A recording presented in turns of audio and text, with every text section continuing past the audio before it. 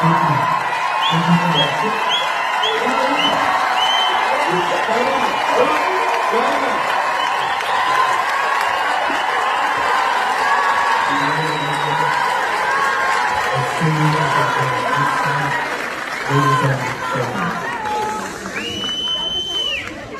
stand before you today not to speak of policy abstractions or diplomatic courtesies.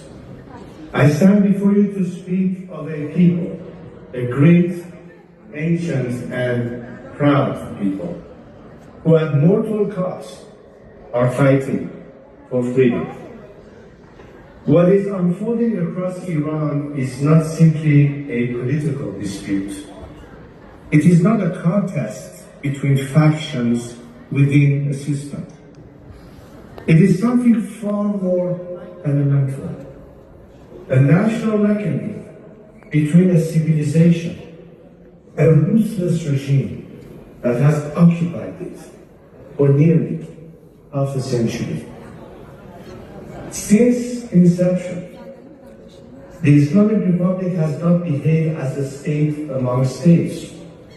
It has operated as a revolutionary enterprise, exporting instability through proxies, subverting its neighbors' sovereignty, fueling conflict from Baghdad to Beirut, from Sabra to Damascus, and advancing its nuclear ambitions beneath a fog of denial.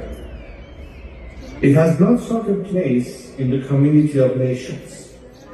It has sought to overturn that community. Yet something irreversible has now changed inside Iran. The battle in my country today is not between reformers and hardliners. It is between occupation and liberation. It is a battle for the soul of a nation. What we are witnessing is not a fleeting protest movement.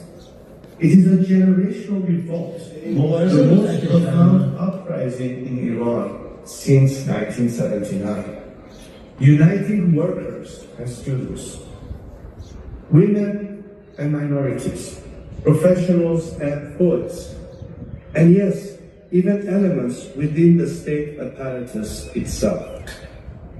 Together, they have rendered their verdict. This regime has forfeited all legitimacy. Indeed, it is a revolt against the 1979 revolution itself. When legitimacy dies, power begins to crumble. The regime understands this, which is precisely why it silences voices, shuts down the internet, and turns weapons against unarmed citizens. And the cost has been heartbreaking, a cost that demands this noble chamber bear witness. Men and women are being slaughtered in the streets and in their homes. More than 40,000 Iranians were massacred in a single week.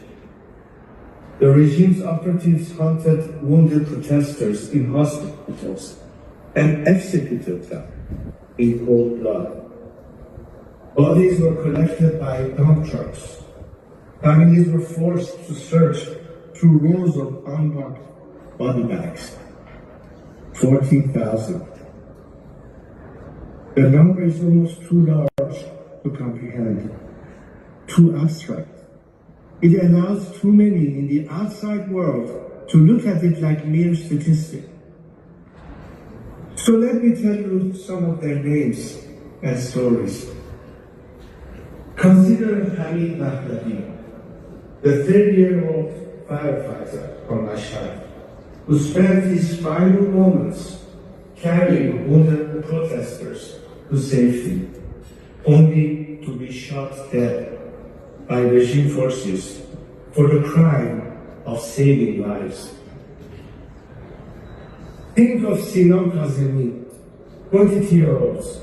He was in his final term of engineering school. He had a lifelong passion for music and and technology. He chose to fight for his and his nation's dignity. He was looking forward. Security forces shot him in the back of the head. In Bushehr, Nurse Mansoure Heydari and her husband, teacher Behruz Mansouri, had with broken bodies but unbreakable will. They would rather die standing than live kneeling. And so would I. Churchill understood such a people when he said that nations do not die when their soldiers fall. They die only when their spirits surrenders. I am here to tell you, Iran's spirit has not surrendered, and it never will. Despite its brutality,